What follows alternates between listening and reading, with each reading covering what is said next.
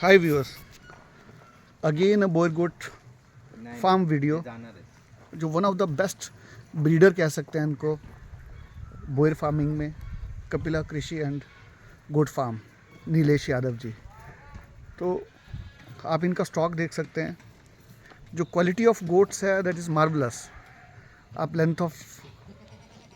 देख सकते हैं गोट्स की, जो भी पैरामीटर्स रहते हैं एक अच्छी स्ट्रक्चर्ड गोट्स की वो आपको देखने को मिलेगी।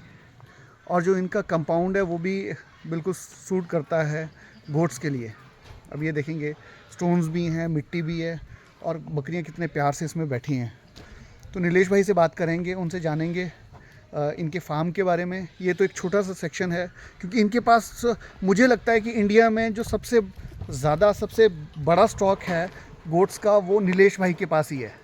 आप इनका बक का साइज़ देखेंगे, लेंथ इस बक की देखेंगे कितनी बढ़िया लेंथ है। और इसका अनडाउटेडली 100 kg के अबव ही इसका वेट रहेगा होगा। 140 सॉरी 140 किलो का ये मेल है और बड़ा इजीली फीमेल को सर्व करता है। और मैं पहले एक वॉक अराउंड कराता हूँ। ये छोटा सा व्यू है, बाकी इनका फार्म बहुत बड़ा है। ये देखिए क्वालिटी ऑफ डो आप देख सकते हैं, ये इनकी सारी की सारी ब्रीडिंग डोज हैं, मार्वलस। और जो सबसे इनकी जो मेरे को हैरान की चीज़, जो इनका फीडिंग का सिस्टम है वो दैट इज़ मार्वलस। और इनके फीडिंग शेड्यूल के हिसाब से जिसके पास ज़मीन नहीं भी है वो भी गोट फार्म को बहुत ही अच्छे तरीके से कर सकता है। मतलब मेन नीलेश जी से बात करने का उनके जो स्टॉक है वो तो अनडाउटेडली बहुत ही मार्वलस है और जो जेनेटिक पूल कैरी करता है वो बहुत ही अच्छा करता है। और नीलेश भाई खुद इस तरह के इंसान हैं कि मुझे जो लगा कि बहुत सारे लोग सच झूठ का सहारा लेके गोट फार्मिंग कर रहे हैं, बट इनकी बातों से और जो इनका जो कैरेक्टर है वो बहुत ही प्योर है। और जो सबसे इम्पोर्टेंट, आपको वीडियो लास्ट तक ज़रूर देखना चाहिए क्योंकि जो इनका फीडिंग का सिस्टम है, मैंने आपको पहले भी कहा था कि किसी के पास अगर ज़मीन नहीं भी है तब भी वो गोट फार्मिंग बहुत ईजीली कर सकता है इनके मेथड से, क्योंकि इन्होंने सारे के सारे मेथड्स अप्लाई ये कर चुके हैं अपने 14 साल के एक्सपीरियंस में। तो 14 साल के एक्सपीरियंस के बाद इन्होंने क्रक्स ऑफ द स्टोरी ये निकाला जो अभी ये फीड कर रहे हैं अपनी गोट्स को। तो आइए नीलेश भाई से बात करते हैं। हेलो नीलेश भाई। हेलो। सबसे पहले तो आपको बहुत बहुत धन्यवाद, आपने हमें मौका दिया और अपनी कुछ प्रीशियस गोट्स हमें दी। तो नीलेश भाई, सबसे पहले तो हैरानी होती है, मैं डायरेक्ट आऊँगा, मैं कोई बहुत, क्योंकि स्टॉक आपका देख ही लिया जो कि मार्वलस है, जो और आपका जो फीडिंग का शेड्यूल है वो बहुत ही बढ़िया है। नीलेश भाई वो लोगों को बताए, क्योंकि बहुत सारे लोग ऐसे होते हैं जिनके पास ज़मीन नहीं रहती या जो गोट फार्मिंग को करना चाहते हैं बट वो ग्रीन फॉडर की वजह से वो नहीं कर पाते हैं। और हिमाचल के प्रोस्पेक्टिव से भी ज़रूर बताइएगा, क्योंकि हमारे पास ये दालों के भूसे नहीं मिलते हैं, सिर्फ और सिर्फ गेहूं का भूसा है। तो नीलेश भाई थोड़ा सा आप क्या फुल तरह से इलेबोरेट करिए, फिर आपको दूसरा वाला फार्म भी दिखाएंगे साथ के साथ। भूसा क्या है कि ये सिर्फ फाइबर प्रोवाइड करता है, चाहे वो ये वाला भूसा भी है, चने का भी हो या जैसे मैंने देखा है जी आपने अगर फीड एनालिसिस किया जी तो ज़्यादा करके 40 to 60% आपने को फाइबर ही मिलेगा जी जो भी भूसे रहेंगे इसमें से। जी प्रोटीन कंटेंट एक 4 से 5% वैसे ही होता है, उससे ज़्यादा नहीं होता है।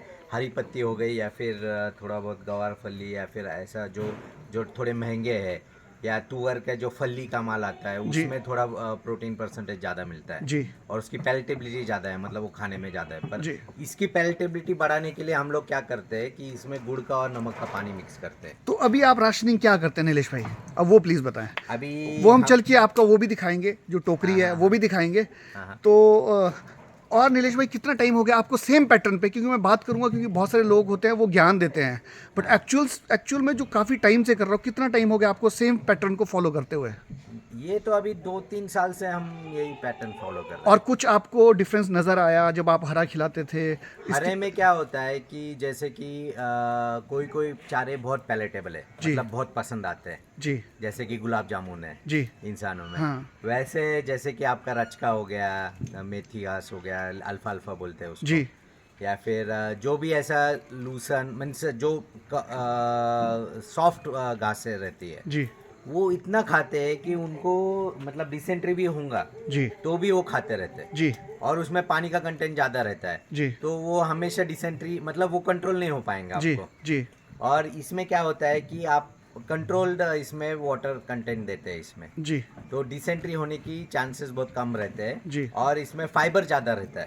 एक्चुअली जो पचने में आसानी करता है, हाँ, शायद पचने के लिए डाइजेस्टिबिलिटी बढ़ाता है। digestive- और हम लोग क्या करते हैं, इसको फर्मेंट कर देते हैं, 1 दिन का फर्मेंटेशन है, जी जिसके वजह से इनका जो डाइजेशन है वो बहुत इम्प्रूव होता है। जी मतलब जो एनर्जी इनको रूमेन में यूटिलाइज होती है फर्मेंटेशन के लिए, या फिर रूमेन के जो बैक्टीरिया रहते हैं वो उस पर काम करते हैं और उसको डाइजेस्ट करते हैं, ये हम बाहर ही करवाते हैं इसको। जी। जैसे कि अपना साइलेज वगैरह हम देते हैं, जी तो साइलेज अपने को कम लगता है क्योंकि उसको जो पचाने की एनर्जी है वो ऑलरेडी हम बाहर का जी हाँ मतलब जी, खाने से पहले वो आधा करवाते काम बाहर कर रहे हैं हम लोग। हैं। तो इसमें भी वैसे ही है, हम लोग क्या करते हैं कि हम लोग हमारा एक टोटल मील पहले ये बनाते हैं, कॉन्सेंट्रेट बना लेते हैं, जी जिसमें बहुत कुछ जाता है। अभी उसमें 3-4 चीज़ें मोटी मोटी अगर बात करें, क्योंकि मोटी मोटी हमारे इसमें मकई हमेशा रहता है, जी DDGS हमेशा रहता है क्योंकि ये DDGS आप सिंपल शब्दों में बोले, क्योंकि बहुत सारे फार्मर्स को नहीं मालूम होता कि क्या चीज़ है।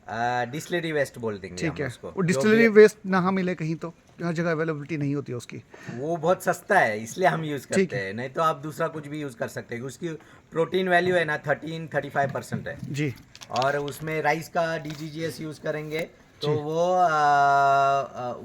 40-45% तक जाता है। जी तो हम लोग तो मेज़ का यूज़ करते हैं क्योंकि उसमें न्यूट्रिशन ज़्यादा रहता है। जी और दूसरा हम वीट ब्रांड यूज़ करते हैं। जी, वो हर जगह अवेलेबल रहता है, मक्की हर जगह अवेलेबल है, व्हीट ब्रांड अब, वीट ब्रांड अवेलेबल है। और केक्स भी DGGS हम DOC यूज़ करते हैं। वो भी मिल जाती है। हाँ, ऑयल जी। केक जो रहते हैं जी। वो किसी भी इसका यूज़ कर सकते हैं, उसमें प्रोटीन लेवल जी ज़्यादा जी रहता जी है। जी और फिफ्थ चीज़ हम कोई भी दाल जो रहता है जी। उसके ऊपर का जो छिलका रहता है या उसमें थोड़े बहुत डाल के ये आते हैं, जब दाल बनाते हैं जी वो जी, दाल हाँ, का समझ वेस्ट गया। जो जी जी उसको दाल चुन्नी बोलते जी हैं। जी तो हम ये 5 इंग्रेडिएंट्स यूज़ करते हैं जी और उसमें हम कार्बोहाइड्रेट्स का बढ़ाने के लिए या इजी सिंपल शुगर जी। ऐड करने के लिए गुड़ का पानी यूज़ करते हैं, जी। और उसमें नमक का पानी भी यूज़ करते हैं। जी। मतलब नमक हम जैसे रॉक सॉल्ट यूज़ करते हैं, जी तो रोज का एक 4-5 किलो रॉक सॉल्ट उसमें जाता है। जी वो पत्थर ही जाता था, जी। वो डिजॉल्व हो जाता है उसमें।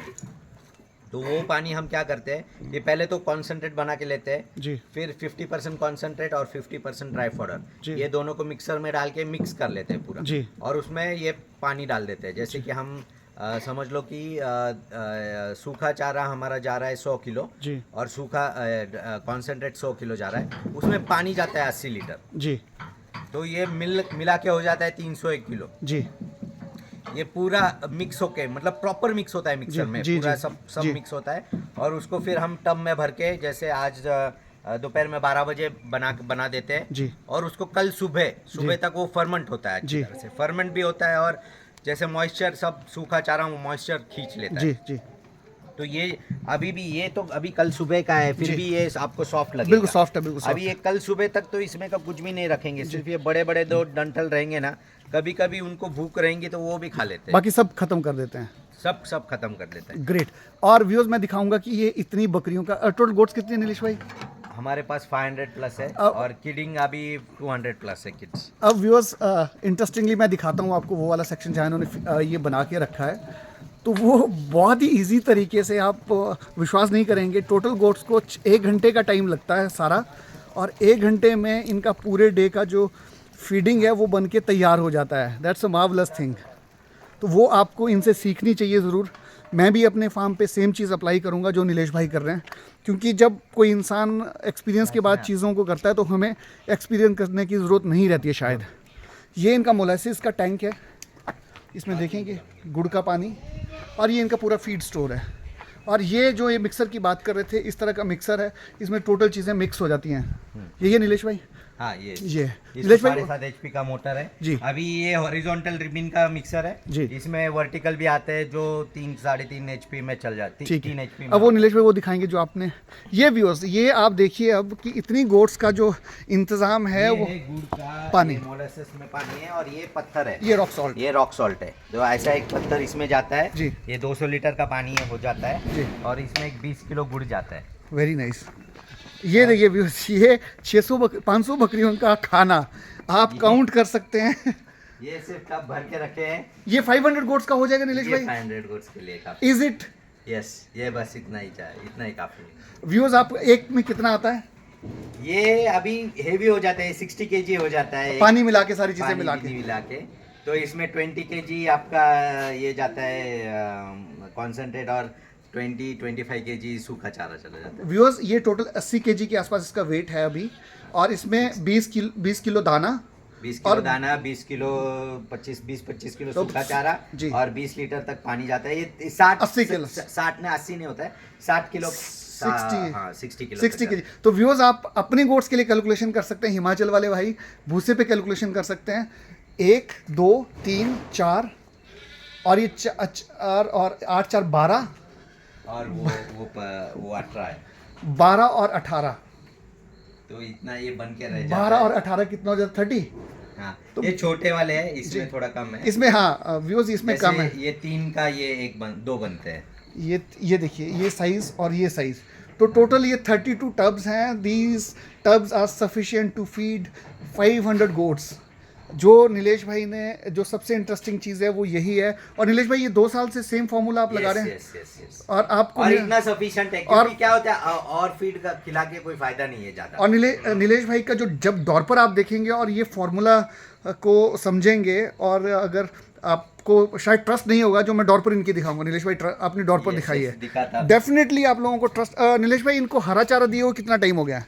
ग्रीन खाए हुए अभी 1-1.5 साल तो मतलब कभी कभी दे देते हैं जब हमको कुछ हाँ, मतलब जैसे दिवाली में plot- मिठाई खा ली। हाँ से कभी कोई प्लॉट मिल जाए सस्ते में, या जी, फिर अदरवाइज बिल्कुल नहीं। बिल्कुल ज्यादा करके ड्राई फॉडर माइक्रो न्यूट्रिएंट्स की कमी है क्योंकि विमरॉल भी देते हैं, और ये मिनरल मिक्सचर, मिनरल मिक्सचर देते हैं, तो वहाँ से माइक्रो न्यूट्रिएंट्स की कमी को पूरी कर मिनरल देते मिक्सचर और लिवर टॉनिक हमारा हर महीने में 4-5 दिन दिया जाता है जी। तो उसके वजह से विटामिन A-D3 का और उसका ये हो जाता है जी, कम। और जैसे आपको लगा कि भाई कभी कोई कम हो गया है, जी। जैसे वीक होने लगी जी। वगैरह, तो बीच बीच में हम उसमें ऑयल्स वगैरह भी ऐड कर देते हैं, जो सस्ता ऑयल मिल जी। जाता है। अब 60 रुपीज़ किलो का हो जी। गया, 60 रुपीज़ लीटर में हो वो भी गया। बीच बीच में। हाँ, वो मिक्स वाला जो ऑयल रहता जी, है, जो जी, जी। फैक्ट्रीज का वेस्ट रहता है, जी, तो जी, जी। सारे ऑयल्स मिक्स करके, जी। तो ये सारे डॉट पर मैं अंदर आ सकता हूँ? नहीं। हाँ, आ सकते हैं। ये देखिए व्यूअर्स, अब इस फॉडर पे आप इनके डॉर्पर्स को देखिए।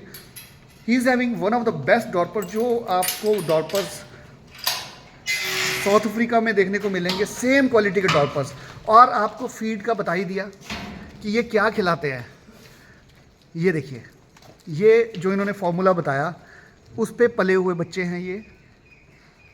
आपको कहीं से भी कोई नज़र नहीं आएगा कि कोई भी कमी हो, आप कोई कमी निकाल ही नहीं सकते इनमें।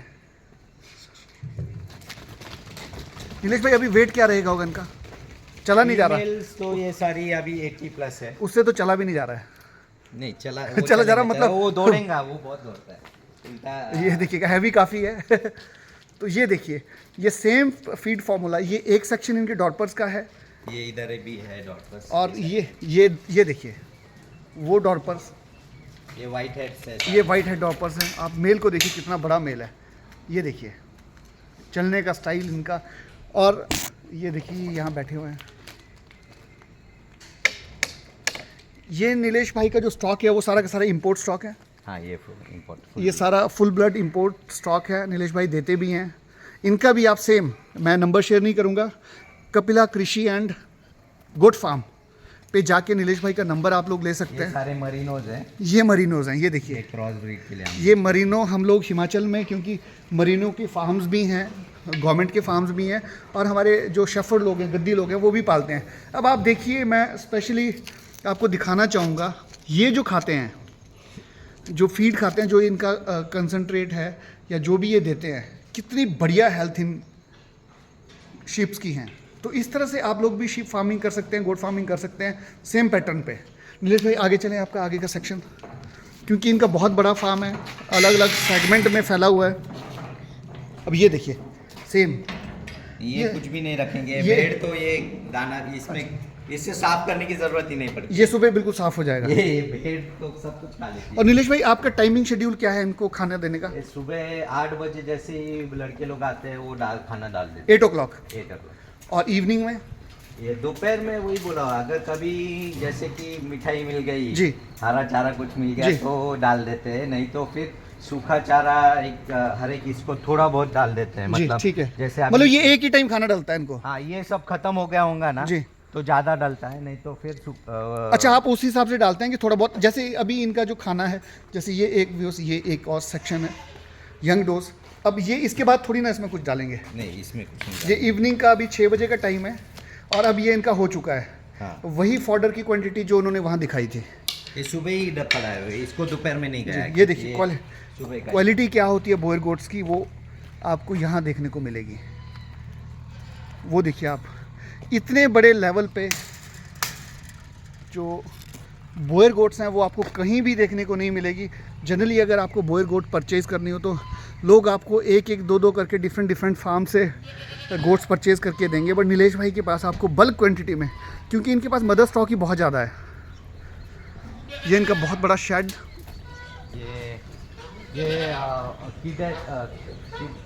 इन्होंने ऑलरेडी दे चुके ये किडेड गोट्स हैं। देखिए ये इनका किड्स दे चुके हैं ऑलरेडी। ब्यूटीफुल मेल, आप लेंथ ऑफ इसकी मेल की लेंथ देख सकते हैं, और ये सारी की सारी बच्चा दे चुकी है। फिर भी आप हेल्थ का अंदाज़ा लगा सकते हैं कि नीलेश भाई किडिंग के टाइम में कुछ एक्स्ट्रा डाइट?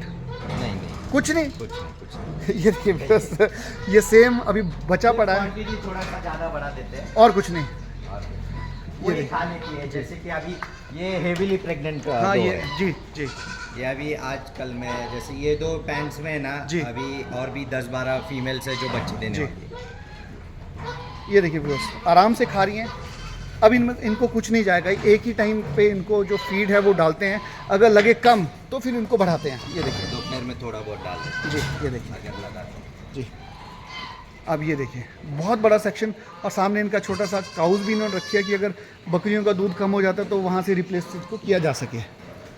तो this is a beautiful. Again वापस जी। ये भी बोर का ही है। जी ये सेक्शन डॉर्पर का है जी। और डॉर्पर क्रॉस के फीमेल्स है। जी ये भी किड है, मतलब इन्होंने भी किड्स दिए है। जी। ये अभी ये सेक्शन के 25 किड्स है, जी, वो छोटे से सेशन में चला जाता है। वो देखिए वो उनके सारे बच्चे। तो आपको कभी भी रिक्वायरमेंट हो तो नीलेश भाई को आप अनडाउटेडली इनके Kapila Krishi and goat farm पे कांटेक्ट कर सकते हैं। नीलेश भाई, thank you very much for giving your valuable time and advice. yes. Thank you very much. Okay.